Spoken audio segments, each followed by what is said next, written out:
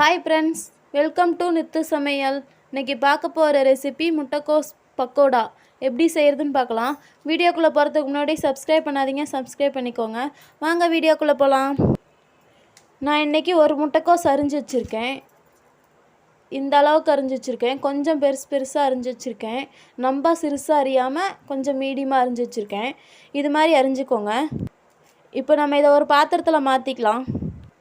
முட்டைக்கோஸ் இன்னொரு பாத்திரத்துக்கு மாற்றியாச்சு. இப்போ மசாலா ஆட் பண்ணிக்கலாம். சின்ன வெங்காயம் ஒரு 5 வெங்காயம் அரிஞ்சு வச்சுருக்கேன், இதை ஆட் பண்ணிக்கலாம். இஞ்சி பூண்டு பேஸ்ட்டு 1/2 ஸ்பூன் ஆட் பண்ணிக்கலாம். கொத்தமல்லி ஒரு கொத்தை ஆட் பண்ணிக்கலாம். கட் பண்ணி வச்சுருக்கேன், இதை ஆட் பண்ணிக்கலாம். கருவேப்பிலை ஒரு கொத்து கிள்ளி வச்சுருக்கேன், இதையும் ஆட் பண்ணிக்கலாம். சோம்பு 1 ஸ்பூன் ஆட் பண்ணிக்கலாம். பச்சை மிளகா 2 பச்சை மிளகா அரிஞ்சு வச்சுருக்கேன், இதையும் ஆட் பண்ணிக்கலாம். பெருங்காயம் ஒரு 1/4 ஸ்பூன். மஞ்சள் தூள் 1/2 ஸ்பூன். மிளகாய் தூள் 1/2 ஸ்பூன் போட்டுக்கலாம். உப்பு தேவையான அளவு போட்டுக்கலாம். நல்லா இப்போ கலந்து விட்டுக்கலாம்.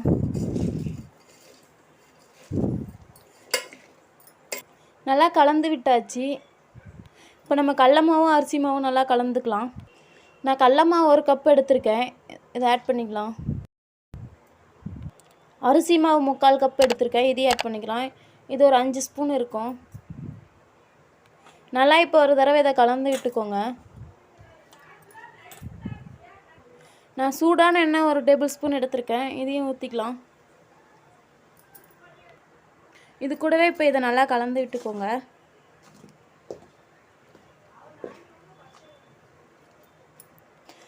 மாவு நல்லா கலந்தாச்சு. இப்போ நம்ம முட்டைக்கோஸ் கூட இந்த மாவை கலந்துக்கலாம்.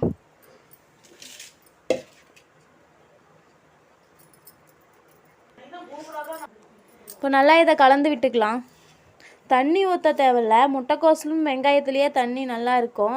தேவைன்னா தண்ணி தெளிச்சிக்கலாம், அதுலேயே தண்ணி இருக்கும். பத்தலைனா மட்டும் தண்ணி தெளிச்சிக்கலாம். தண்ணி கொஞ்சம் லைட்டாக தெளிச்சிக்கலாம்.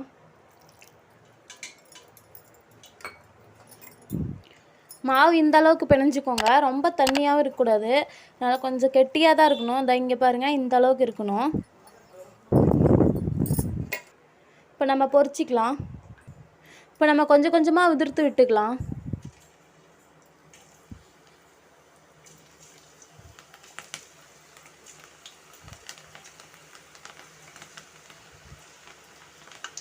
அடுப்பு தீயை மீடியம்லேயே வச்சுக்கோங்க, இல்லைனா உடனே தீஞ்சிரும். அதனால் மீடியம்லேயே வச்சுக்கோங்க.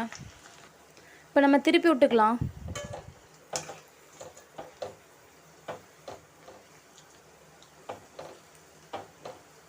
அப்பப்போ கலந்து விட்டுக்கிட்டே இருங்க.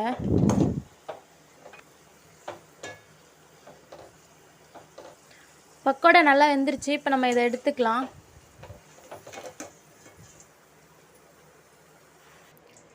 முட்டைக்கோஸ் பக்கோடா ரெடி ஆயிடுச்சு. இது மாதிரி வீட்டில் செஞ்சு பாருங்கள். செஞ்சு பார்த்துட்டு எப்படி இருக்குன்னு கமெண்ட் பண்ணுங்கள், லைக் பண்ணுங்கள், ஷேர் பண்ணுங்கள். தேங்க்யூ.